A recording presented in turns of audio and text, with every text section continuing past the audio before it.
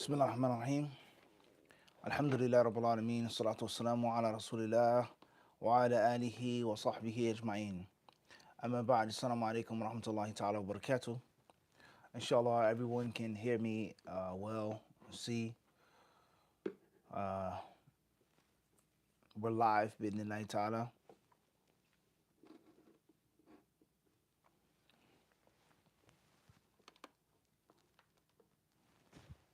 All right, let's get started with today's lesson.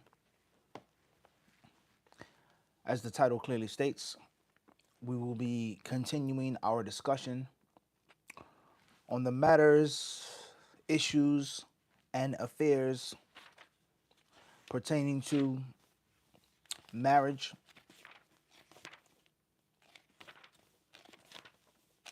and the discontinuation of a marriage one way or another, through divorce, through court separation, through death, etc. Okay, so باب العدة والإحداد والاستبراء بغير ذلك.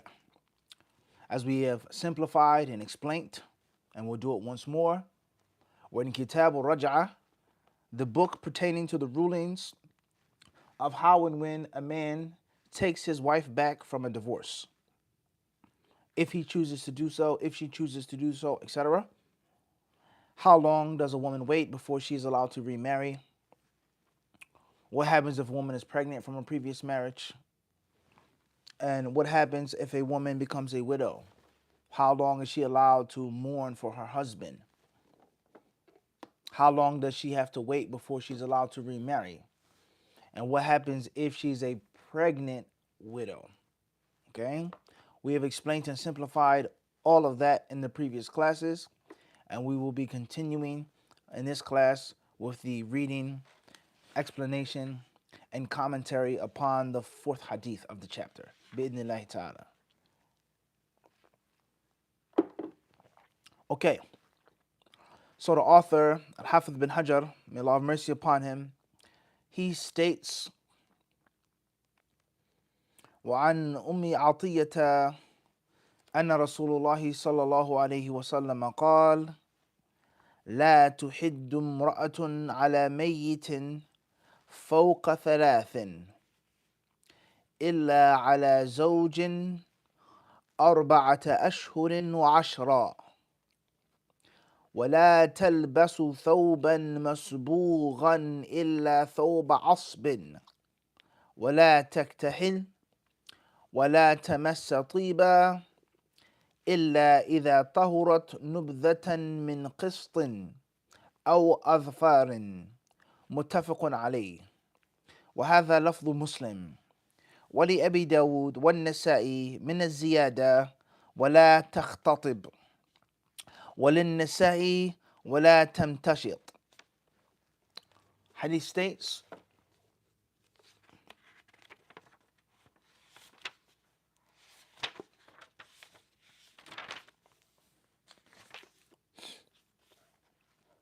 narrated Atiyah, hadith number 948 in the English translation. May Allah be pleased with her. Allah's Messenger sallallahu alaihi wasallam said, a woman must not observe mourning for more than 3 nights for the one who has died, except for the 4 months and 10 days in case of a husband. And she must not wear a dyed garment except one of the type made of dyed yarn, or apply collyrium, or apply perfume except for a little costus of asfar, when she has been purified after her menstruation. Agreed upon. The wording being of Muslim, Abu Dawood, and An-Nasa'i have an addition or apply henna. An-Nasa'i added or comb her hair. Let's read, inshallah ta'ala, the next hadith. Hadith number 5 of the chapter. وعن أم سلمة رضي الله عنها أنها قالت جعلت على عيني صبرا بعد أن توفي أبو سلمة فقال رسول الله صلى الله عليه وسلم إنه يشب الوجه فلا تجعليه إلا بالليل وانزعيه بالنهار ولا تمتشطي بالطيب ولا بالحناء فإنه خضاب. قلت بأي شيء أمتشط؟ قال بالسدر. رواه أبو داود والنسائي وإسناده حسن. وعنها رضي الله عنهما أو رضي الله عنها أن امرأة قالت يا رسول الله إن ابنتي مات عنها زوجها وقد اشتكت عينها أفنكحلها؟ قال لا. متفق عليه. Okay. Following two hadith state, narrated Salama, I put the juice of aloes on my eyes after Abu Salama had died. So Allah's Messenger ﷺ said, it gives the face a glow. So apply it only at night and remove it in the daytime. And do not comb your hair with scent or henna, for it is a dye. I asked, what should I use when combing? He replied, you should use lote tree leaves. Reported by Abu Dawood and An-Nasa'i, and his chains of narrators is Hassan. Hadith 950, narrated Salama. A woman said, O Allah's Messenger, my daughter's husband has died, and her eye is troubling her. So may we apply the kuhl to it? He replied, no. Agreed upon. Okay, so all three of these hadiths here, or these hadiths, they teach us and they show us is that the widow has a set and a list of rulings that she is supposed to abide by and follow. When a woman becomes a widow, there are things that she cannot do, and there are things that she is allowed to do. From that which the widow is allowed to do is to mourn for her deceased husband, her late husband, for more than the normal, traditional allotted amount of time, or the allowed amount of time, and that is 3 days. No one is supposed to mourn for a brother, a father, a mother, a son, etc.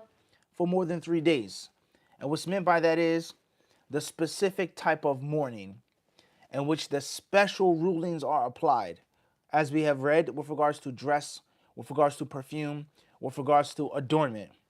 As far as a person mourning someone in their heart, a person being sad, that's a different story. But we're talking about the outward rulings, all right? Remarrying, okay, how you dress, what you wear, and clearly displaying and manifesting the grief, the sadness, and the sorrow.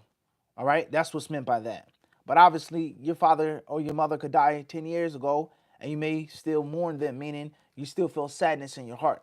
You're still bereft of them. You still miss them.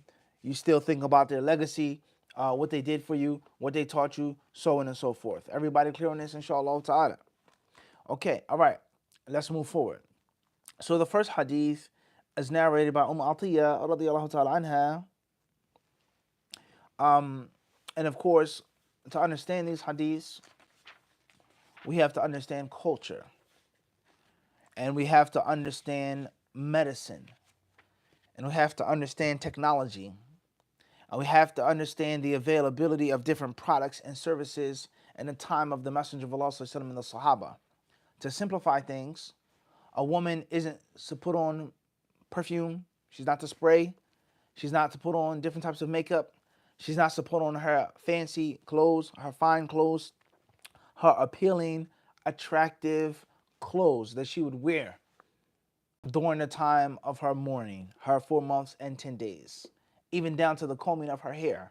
Not meaning that she can't be look after her basic hygiene, and she's to be totally unkept and uncouth and unsightly, okay, for 4 months straight. Not showering, not washing up, no care for herself, brushing her teeth. Doesn't mean that. But she isn't to pretty herself up. She isn't to doll herself up during that time. So in the time of the Sahaba, they had different types of clothes different types of garb that came from different countries. And they used different types of plants for their hair, like we use shampoo today, conditioner today. Okay, people use different types of relaxers, straighteners, dyes. A woman wants to make her hair a different color. A woman who has curly hair or frizzy hair wants her hair to be straight. A woman who has straight hair wants her hair to be frizzy. Okay, so on and so forth.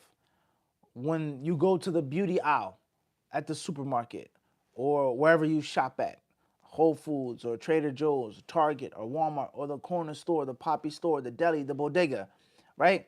They have the beauty products behind the counter or in glass or in a specific section, correct? And you find all of the different soaps and shampoos, face rubs, face masks. You find the different types of salts and bath crystals, etc., etc., etc., etc., etc. When you walk into Macy's, there's a whole section just for women's perfume and tons of expensive perfumes, exclusive perfumes, etc., etc., etc. So the Sahaba, how they lived, obviously they lived in a much simpler way, but it's very, it's the same. The women had things that made them smell good.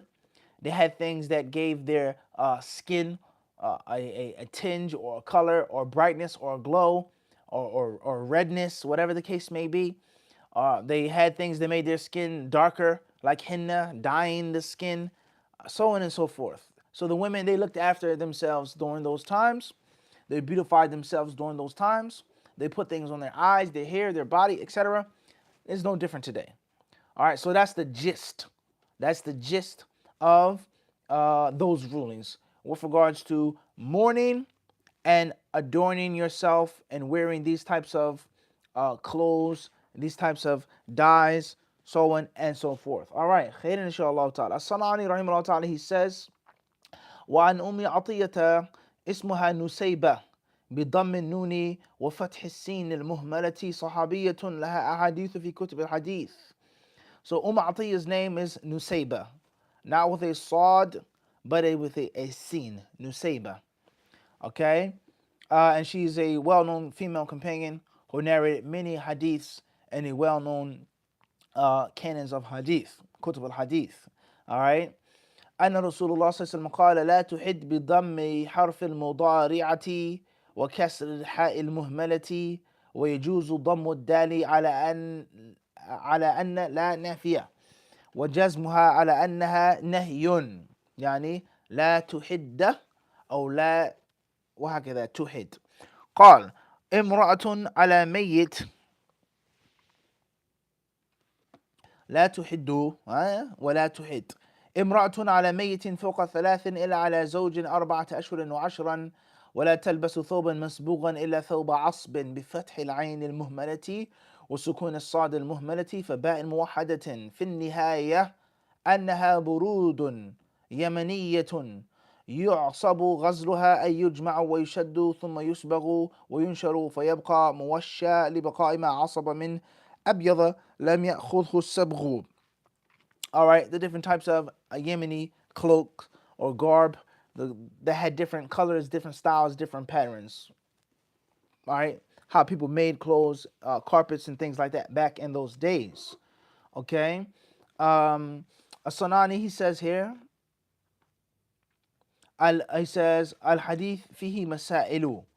الأولى تحريم إحداد المرأة فوق 3 أيام على أي ميت من أب أو غيره وجوازه 3 عليه وعلى الزوج فقط 4 أشهر وعشرة إلا أنه أخرج أبو داود في المراسيل من حديث عمرو بن شعيب عن أبيه عن جده أن النبي صلى الله عليه وسلم رخص للمرأة أن تحد على أبيها 7 أيام وعلى من سواه 3 أيام فلو صح كان مخصصا للأب من عموم النهي في حديث أم عطية إلا أنه مرسل لا يقوى على التخصيص. He says this hadith, the first hadith, the hadith of Atiyah, it proves many things, many different issues, many different pieces of discussion. Number one is the impermissibility for a woman to mourn anyone beyond 3 days, any deceased person, her father, anyone else. And it also proves the permissibility of mourning for 3 days. Look at the beauty of extracting directly from the hadith now. It's unlawful to go over 3, lawful for 3. Everyone understand? Same hadith used twice, 2 different sides. All right? 3 above, 3 surface or beneath. All right? So it cannot go above 3, and it's lawful, and there's nothing wrong with having at least 3 days, having 3 days. Clear on that? And it also proves is that a woman should mourn her husband for 4 months and 10 days. And then he states another hadith that says that a woman is allowed to mourn for her father for 7 days. And he discusses that that hadith isn't the most authentic. The second one, that's a secondary hadith. الثانية, the second issue, في قوله امرأة إخراج للصغيرة بمفهومه فلا يجب عليه الإحداد على الزوج فلا تنهى عن الإحداد على غيره أكثر من 3. وإليه ذهبت الحنفية والهادي وذهب الجمهور إلى أنها داخلة في العموم وأن ذكر المرأة خرج مخرج الغالب والتكليف على وليها في منعها من الطيب وغيره ولأن العدة واجبة على الصغيرة كالكبيرة لا تحل خطبتها. Second issue, or the second matter of discussion, is when the Messenger of Allah ﷺ said a woman isn't allowed, a woman is prohibited. Imra'atun, a woman. He says that many scholars hold the view that this is speaking about a grown woman, and that the grown woman is the one who is prohibited from wearing those things, dressing like that, adorning herself, beautifying herself, so on and so forth. And that a young woman who isn't yet of age isn't required to do that. She's not required to do those things. So therefore, a young woman can mourn for someone more than 3 days. A young woman, a saghira, a preteen, she's not sexually mature yet, she's not a full-grown woman yet, she can mourn for more than 3 days. And she isn't necessarily required with all of those rulings like a grown woman. And this is the view of some scholars of Islam, such as the Hanafi school of thought and Al-Hadi. As far as the majority of the scholars of Islam, most of the fuqaha, most of the jurists, then they say a young woman is included in this as well. And that the Messenger of Allah sallallahu alaihi wasallam, he only used the word woman, imra'a, yani lil ghalib, lil taghlib, for most cases. Like a text that states a man can't do this, and it also applies to a woman. Men are not allowed to do this, and also applies to women, right? All right, so those are 2 views of the scholars of Islam. And the majority, they say, is that the wali of the young girl is reliable, or he's liable, he's responsible for preventing her from wearing perfume and doing those things during that time of mourning that she must mourn. And the young girl cannot be remarried, she cannot be married off again until she makes her iddah of a widow, even if she is young. Wallahu ta'ala a'lam.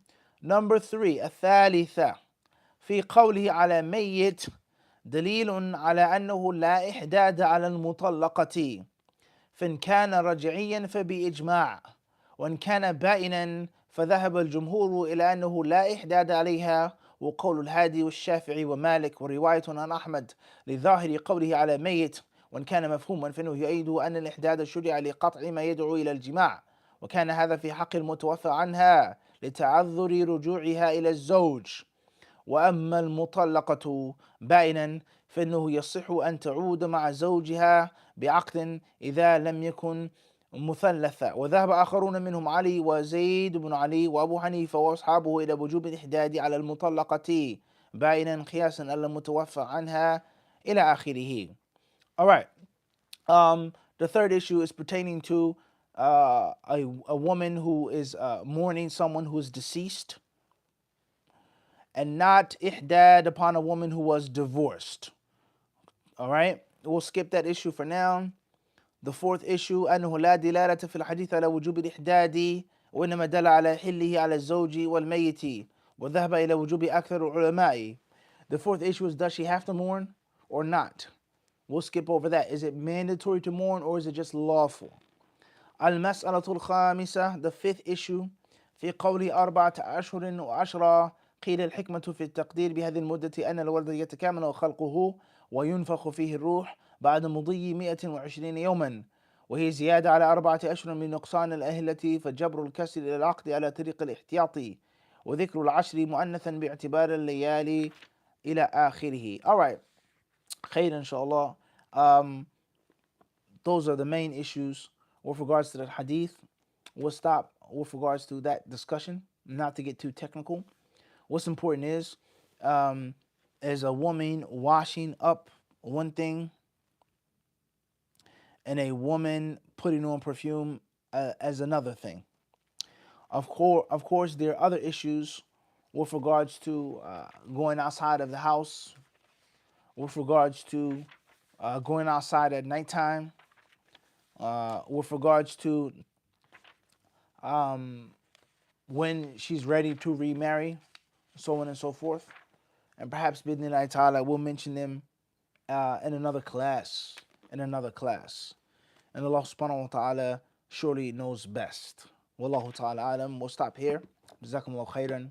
Wa sallallahu sallam wa baraka ala abdihi wa rasulihi nabina wa imamina Muhammad.